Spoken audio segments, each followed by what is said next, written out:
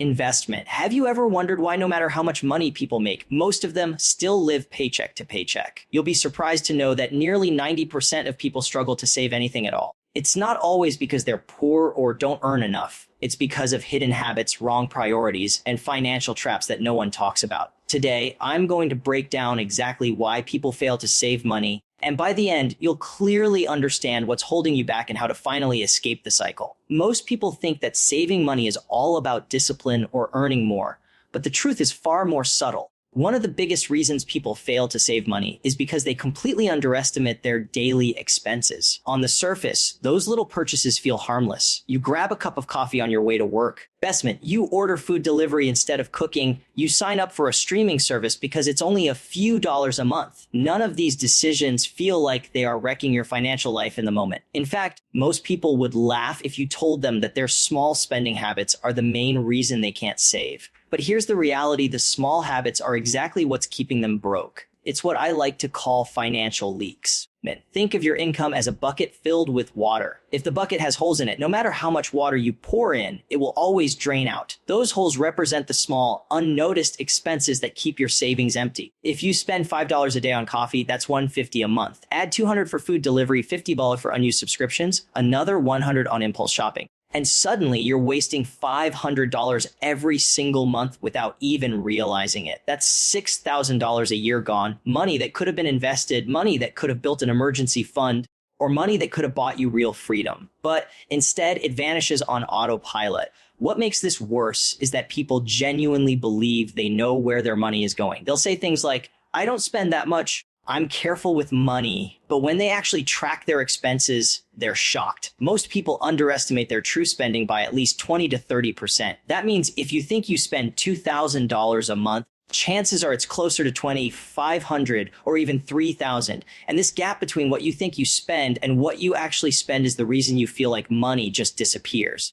It doesn't disappear. It's spent in ways you aren't even conscious of. This is also why lifestyle creep is so dangerous. Lifestyle creep happens when your spending quietly expands to match your income. When you get a raise, everything makes a good investment. You upgrade your phone. When you start earning more, you rent a bigger apartment. When you get a promotion, you celebrate by eating out more often, buying nicer clothes, or booking trips you couldn't afford before. And you justify it by saying, "I deserve this. I worked hard for it." And sure, rewarding yourself is fine in moderation, but when every raise or bonus is immediately absorbed by lifestyle upgrades, you'll never see your savings grow. Investment. It's like running on a treadmill. You're moving fast, you're working hard, but you're not getting anywhere. Investment. This is why people who earn $50,000 a year often have the same amount in savings, or sometimes even less than people earning $30,000. Because the problem isn't income, it's how you handle the income.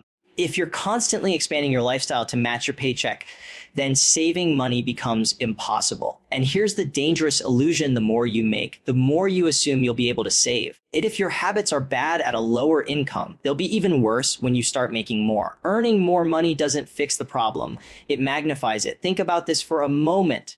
If someone gave you a raise of $10,000 tomorrow, would your lifestyle remain the same? Or would you immediately start thinking about upgrading your car, moving into a nicer place, or buying something you've always wanted? Investment. Most people do the latter. And that's why despite higher salaries, despite better opportunities, their bank accounts remain empty. The mindset is always focused on spending instead of saving. The scary part is that this cycle feels normal. Society encourages it. Everywhere you look, you're told to treat yourself, live in the moment, and upgrade your lifestyle to keep up with everyone else. Social media amplifies this by making you feel like you're behind if you're not constantly spending money on experiences, fashion, or luxury. And so people convince themselves that it's okay to spend now and worry about saving later. But later never comes. The only way to escape this trap is awareness. Until you see clearly where your money is going, you can't fix the leaks. Tracking every expense might feel boring, but it's one of the most powerful tools you'll ever use. Because once you see the numbers, you can't unsee them. Suddenly, that daily coffee doesn't feel so small when you realize it's costing you 2 months of rent every year. Investment. That food delivery habit doesn't feel harmless when you realize you're spending more on takeout than you're putting into savings. Awareness forces you to face reality, and that reality can be uncomfortable.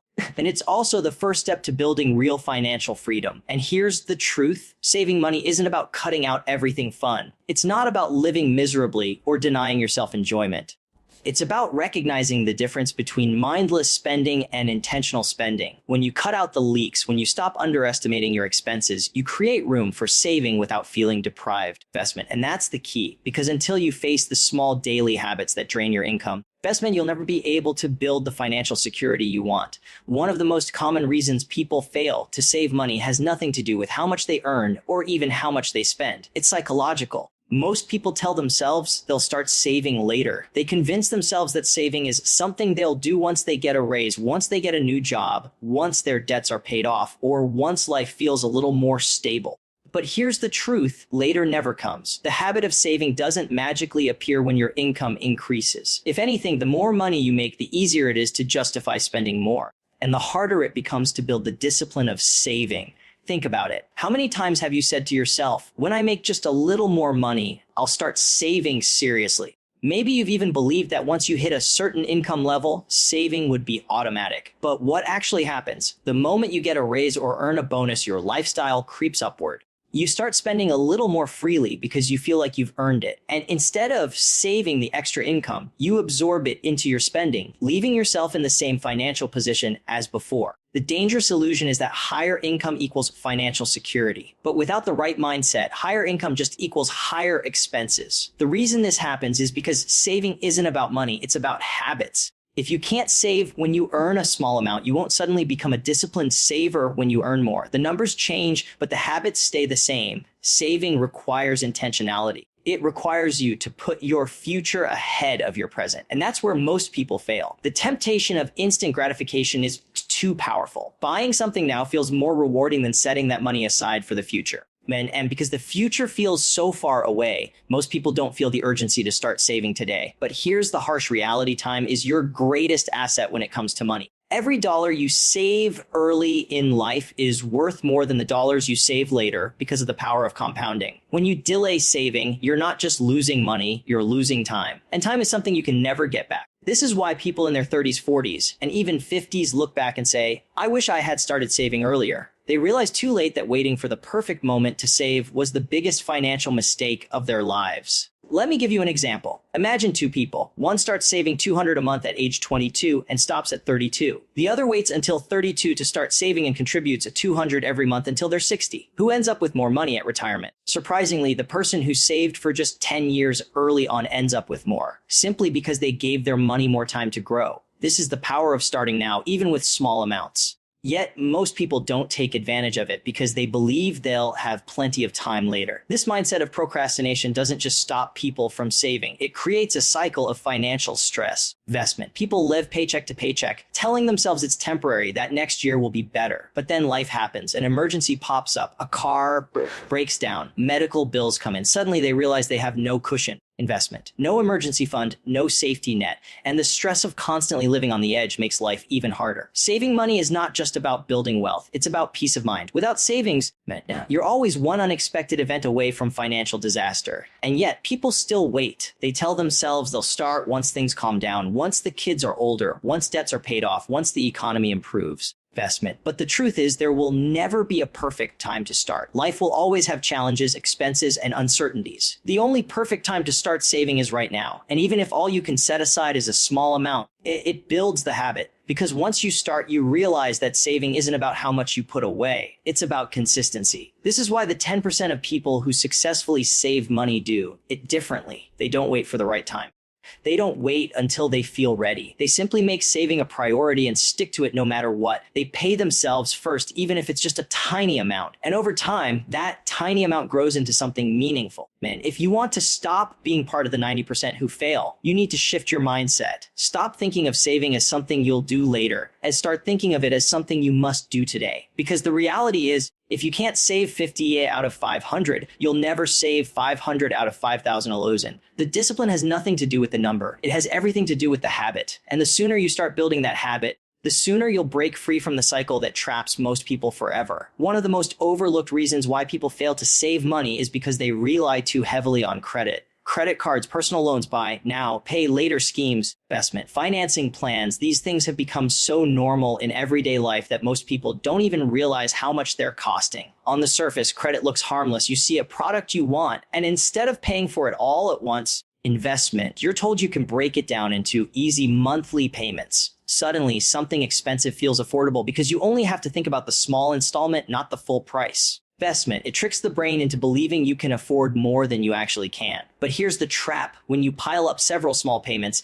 they become a mountain of obligations. A 50 monthly payment on a new phone, a 100 payment for a furniture plan, a 200 payment for your car. Add on your credit card minimum payments, and before you know it, half your income is locked up in monthly installments. The worst part is the interest. Every time you swipe a credit card and don't pay it off in full, you're agreeing to hand over a huge percentage of your income in interest fees. In fact, many people pay more in interest every month than they actually put into savings. Investment. That means your money is working harder for the banks than it is for you. Credit creates an illusion of wealth. It allows people to live lifestyles they can't really afford, giving them access to things they haven't earned yet. And while it feels good in the short term, it creates long-term damage. Instead of saving, people get trapped in a cycle of debt repayment. Their paychecks don't go toward building a future. They go toward paying off the past. Investment. And when you're constantly stuck paying for the past, there's nothing left to put away for tomorrow. Here's the scary part. Many people don't even realize how deep they are in this trap because credit has been normalized. Advertisements encourage it. Banks reward it. Companies design financing offers to make spending feel painless. And over time, people begin to believe that carrying debt is just part of life. They think it's normal to have a car loan,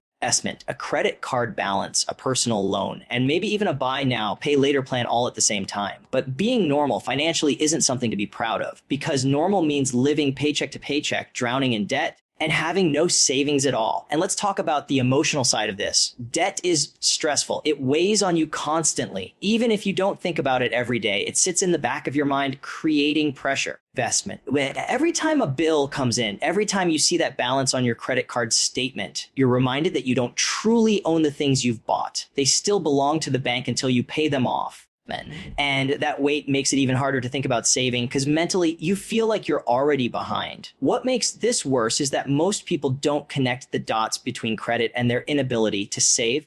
They'll say things like, I don't make enough money to save, when in reality, their money is being drained by interest payments. They'll say, I can't cut back on expenses. But the truth is, half their expenses are locked into debt they chose to take on. It's not an income problem, it's a debt problem. And until you face that reality, you'll never escape the cycle. The key is understanding that credit should be a tool, not a lifestyle. Used wisely, it can offer convenience, rewards, and flexibility. But for most people, it becomes a trap because they rely on it for things they can't afford in the first place. The moment you stop living beyond your means, the moment you stop financing every purchase, you free up the ability to actually save. Because instead of sending hundreds of dollars every month to banks in interest, you could be sending that same money into your own savings or investments. And here's something to think about. The majority of wealthy people don't rely on consumer credit to fund their lifestyles. They build wealth first, then buy luxuries with cash if they want them. They don't pay interest, they earn it. They understand that the real game isn't about looking rich. It's about being financially secure. And the fastest way to move from being broke to building savings is to stop giving away your money to banks and lenders. So, if you're stuck wondering why you can't save, take a hard look at your debts. Add up the monthly payments. Add up the interest you're paying. You'll probably find that a huge chunk of your paycheck is already gone before you even get the chance to save a dime. That realization might sting, but it's also the first step to change. Because once you acknowledge that debt is draining your future, you can start making different choices. The bottom line is this: you can't build savings while living in the shadow of credit dependence. As long as you're using borrowed money to maintain your lifestyle, you'll always feel like you're falling behind. True financial freedom begins when you stop living on credit, start living within your means, and redirect your money toward your own future instead of paying for your past. The final reason most people fail to save money is surprisingly simple. They don't have a plan. And when you don't have a plan for your money, it will always find a way to slip through your fingers. Think about it. Every paycheck arrives, you pay a few bills, you buy some things you need, you treat yourself here and there, and before you know it, the money's gone. Then you promise yourself that next month will be different, but the same cycle repeats. This is the reality for most people, not because they don't want to save, but because they don't give their money a purpose. Money without a purpose always disappears. If you don't tell your money where to go, it will go wherever your emotions take it. You'll spend based on mood, impulse, or convenience, and by the time the month ends, You'll have nothing left to show for it. People think saving works like this. I'll spend what I need, and if there's anything left over, I'll save it. But the truth is, there's never anything left over. If saving is the last thing on your list, it will never happen. Life always finds a way to eat up every extra dollar unless you take control first. This is where most people fail. They don't treat saving like a priority investment. They treat it like an afterthought. And because they don't have a structure or system in place, their finances are constantly on autopilot. Bills get paid, spending happens, and savings never even enter the picture. The people who succeed financially do something radically different. They pay themselves first. Before they spend a dime on anything else, they set aside a portion for savings or investments. It doesn't matter if it's 5%, 10%, investment, or more. They make sure the first transaction after payday is to themselves. That one shift creates an entirely different outcome. Another reason people struggle without a plan is because they don't have clear goals. If you don't know what you're saving for, it's easy to justify not saving at all. Why would you skip dinner out with friends if you don't have a specific reason to keep that money?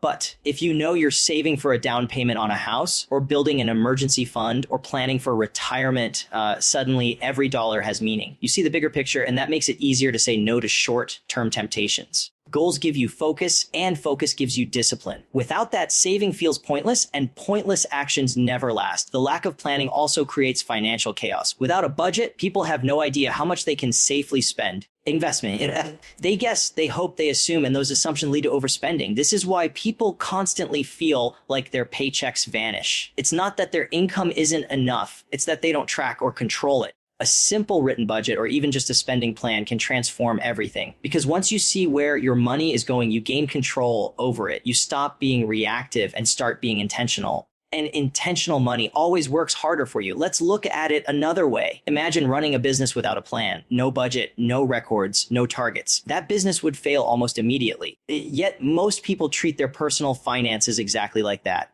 They run their life with no plan and then wonder why they never save or why they're always broke. But your personal finances are your business, and the way you manage them determines whether you thrive or struggle. And here's the real difference between the 10% of people who save successfully and the 90% who don't in structure. It's not about intelligence, luck, or income. It's about having a system that forces you to succeed. The people who save consistently don't rely on willpower alone. They automate their savings. They set it up so that a portion of their paycheck moves into savings or investments automatically before they even have the chance to spend it. That way, they never have to decide every month whether to save. It just happens. And when saving becomes automatic, it stops being a struggle. The truth is, saving isn't about perfection. You don't need to cut out every expense, live on scraps, or deny yourself all enjoyment. What you need is balance.